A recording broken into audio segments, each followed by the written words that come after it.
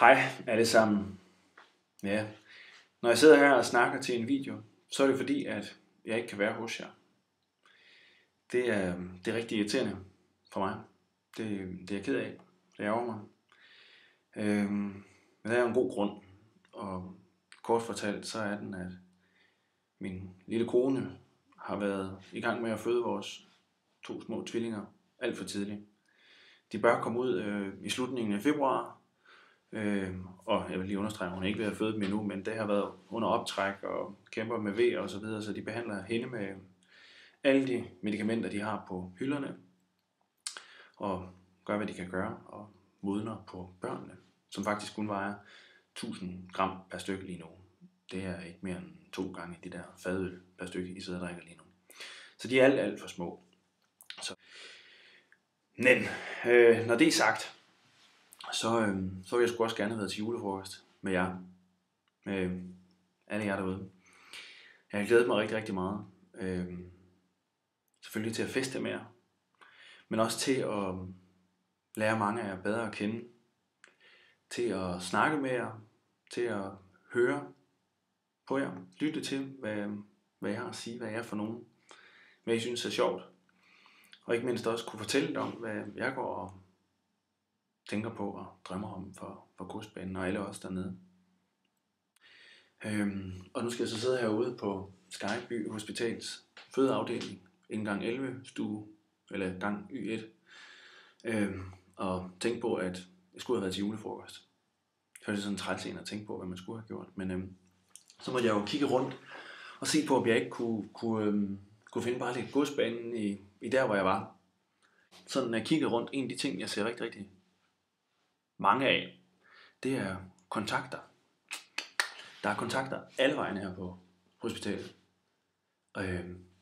Og det er der sådan set også på godsbanen. På godsbanen er der ikke andet end kontakter. Gode kontakter. Lidt på en anden måde, det er jo jer. Men kontakter, det er sådan noget med forbindelser. Og noget med at tilføre energi. Så det minder mig om godsbanen og om jer. Så er der super dygtige folk herude. Det er også sådan lidt godsbaneagtigt. Med høje kvalifikationer, faglighed og engagement. Så er det et stort hus, og det er godsbanen jo også. Så det mindede mig også om det. Og en anden ting, det er, at vi har jo tilbøjelighed til at sætte en tyk streg under produktionscenter. Vi vil gerne, at der skabes noget på godsbanen, og det er jeg jo også helt vild med. Godsbanen skal være et sted, hvor der virkelig skabes. Og så sidder jeg her på en fødeafdeling, og hvis der er noget sted, der skabes, så er det jo her. Her kommer liv til verden. Og det er en funktion, vi også har på godsbanen. Og man kan sige, at sygehuset her og den rolle afdeling her er vigtig. Det er godsbanen også. Så på den måde minder det jo om godsbanen her. Så kan jeg sidde sådan i en helt anden setting, og alligevel tænke lidt på jer dernede, fordi at jeg kan kigge rundt og se og mærke ting, som minder mig om godsbanen og jer.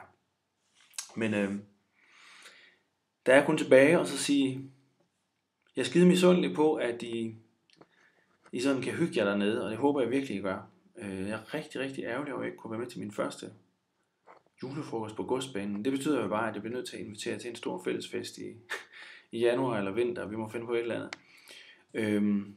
Drik nu en øl for mig. Lær hinanden at kende. Kram løs i krammezonerne. Giv hinanden komplimenter og lær hinanden at kende.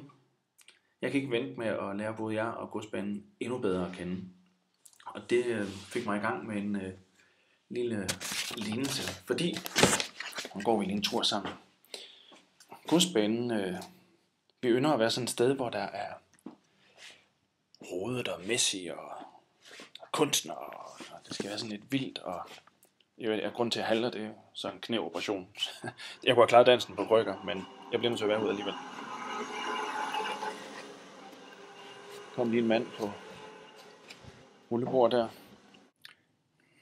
Vi ynder at tænke om godsbanen, at det er et sted, hvor der er noget levende, og der er vildskab, og så kan tingene jo godt sådan på en afstand, især hvis man ikke kender det, eller engagerer sig i det.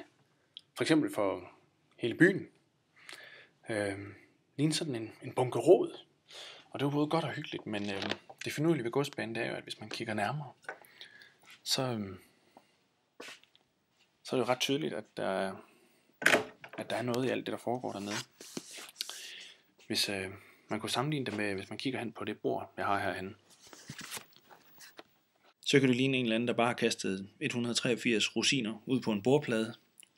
Men hvis man rent faktisk gør sig den umage lige at dels kigge nærmere og give det en chance, måske endda lige udskifte perspektivet, så sker der noget helt andet.